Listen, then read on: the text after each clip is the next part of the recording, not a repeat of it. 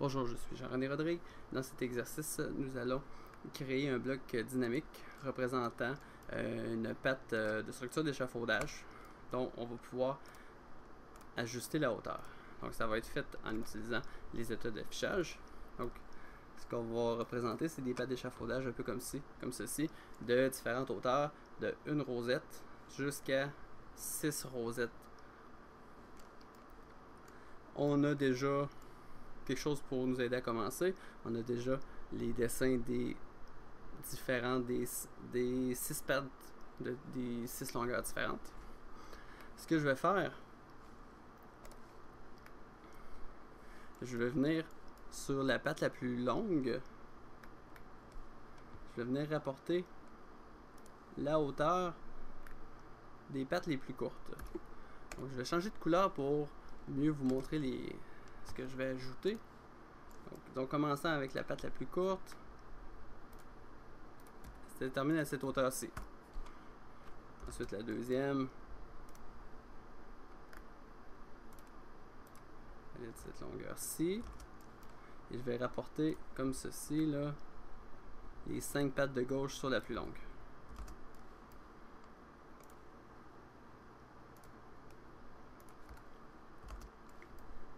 Et la dernière.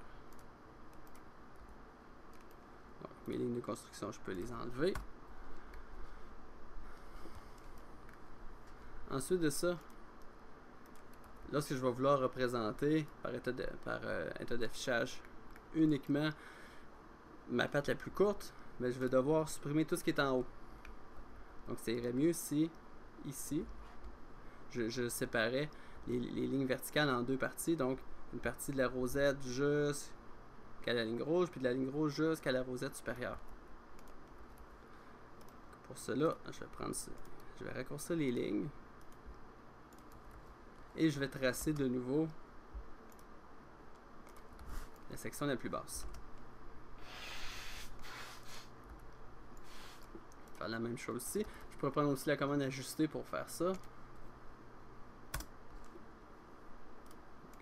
Je coupe ici, je coupe ici, je coupe ici, ici.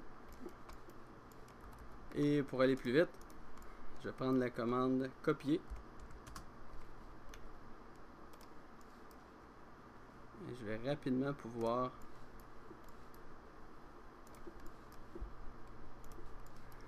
répéter les doubles lignes que j'ai besoin.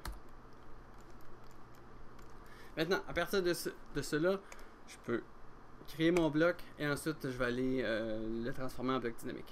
Donc, je vais dans l'onglet insertion, créer un bloc, je vais l'appeler poteau, choisir un point, je vais prendre le point, son point dans le bas au milieu, je fais OK, c'est bien un bloc, je vais l'ouvrir dans l'éditeur de bloc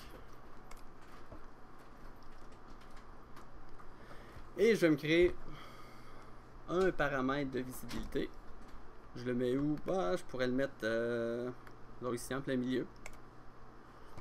Et je vais me créer des états de visibilité que je vais appeler une rosette, 2 rosettes, 3 rosettes, 4 rosettes,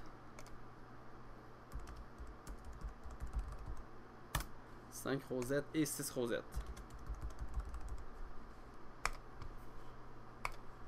Donc les rosettes, là, ce sont les couronnes là, qui servent à accrocher les autres éléments là, de la structure d'échafaudage.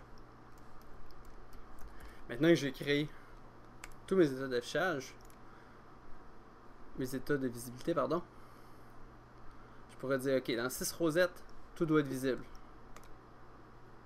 Dans 5 rosettes, je dois supprimer la section du haut. Donc, je vais venir cliquer sur masquer. Ensuite, dans 4 rosettes, je dois supprimer les 2 sections du haut. Donc, je vais les masquer. Dans 3 rosettes, je vais supprimer les 3 sections les plus hautes. À 2 rosettes, je vais supprimer tout ça. Et la dernière, une rosette. Je vais supprimer tout sauf la plus basse. Et je pourrais peut-être retourner dans l'état de visibilité. État de visibilité 0, là, j'en ai pas besoin, je vais le supprimer. Donc, une rosette, 2 rosettes, on va tester avant de quitter. 3 rosettes, 4, 5 et 6. Tout semble conforme. Je vais fermer l'éditeur de blocs, enregistrer les modifications, évidemment. Et je vais aller tester mon bloc dynamique. Donc, si je clique ici sur la flèche, 6 rosettes, je vais en tester juste quelques-unes. 3, 2. Super, ça fonctionne. C'est exactement la même chose que mon exemple qui était à reproduire. Donc, je vous invite à sauvegarder ce bloc-ci. Vous allez en avoir besoin pour l'exercice suivant. Donc, je vous laisse faire cet exercice-ci. Ensuite, je vous attends dans l'exercice suivant.